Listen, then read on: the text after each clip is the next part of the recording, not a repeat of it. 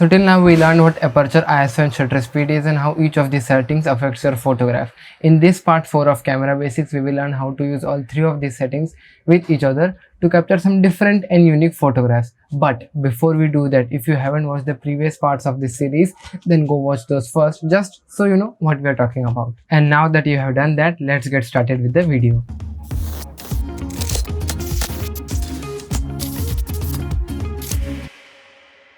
Every single photographer uses 3 basic camera exposure settings to click a photograph. That is 1. Shutter speed, how long you let light in your camera, aperture, how much light you let in your camera, and ISO, how much digitally you add light in your photographs. Exposure for photography refers to how your camera captures the image and how much light it captures to create that image. Moreover, when we add all these things together, we get a exposure triangle. But before we go any further, let me tell you that the exposure triangle is not really a mathematical equation or even a scientific diagram for that matter. It's just a figurative representation to illustrate the connection between the 3 basic camera settings. That's it. And whenever you change any one of the settings, you will also have to change the other to compensate for the initial change. Every scene has a unique exposure setting which can be achieved by numerous combinations of exposure triangle, and that unique combination of exposure triangle is called the exposure value. You may have heard a term called a stop of light in photography. This stop refers to the change that either doubles or halves the amount of light entering your camera. All 3 parameters of exposure triangle have their own stop scale, also known as a full stop scale.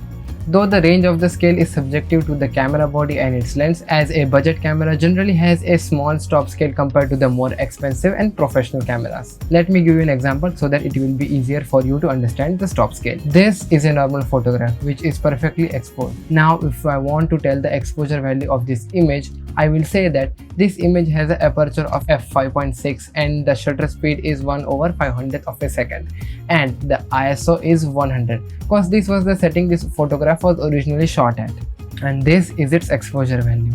Now let's just say if I want to decrease the aperture of this image by 1 stop, the aperture now will be f8, cutting the light entering the camera by half and making the image 1 stop underexposed. So now if you bring the image back to its original exposure value and add 1 stop of light by using aperture itself, the image will be 1 stop overexposed as the light entering the camera is now double.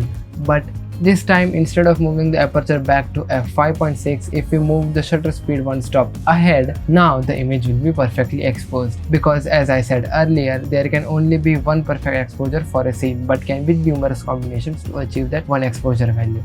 It's the photographer's choice as to what combination they want to use to capture their images. Now coming back to the image, you can also say that instead of adding the 1 stop of light through shutter speed, you can also add 1 stop of light by using the ISO. But if you watch the previous episodes, you know that increasing ISO may add noise and grain, and this scene was already valid by the sun, so you don't really need to add digital brightness to the image. Till now we talked about the brightness and the exposure side of the exposure triangle. But do you know that you can capture some real artistic photographs by using just the exposure triangle? Let's get back to the image example.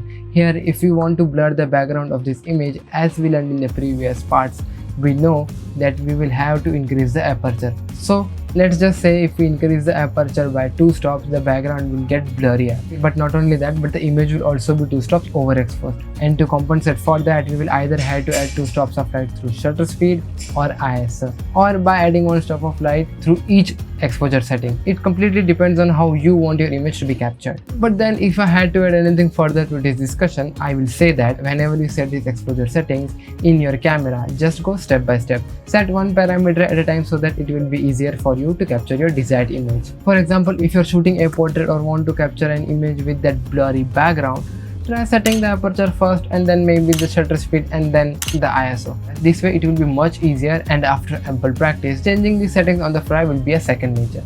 But then I will still say that if this is the first video that you are watching on exposure triangle, then I will recommend you to watch 2-3 more videos just so you don't have any doubts, and also try to practice more. And now if you haven't watched the previous episodes of this series, just check them out on the info card over here. And if you want to watch the next part of the series, then you can click right here, or maybe you can also watch this video next. And if you want to, you can also subscribe to my channel over here.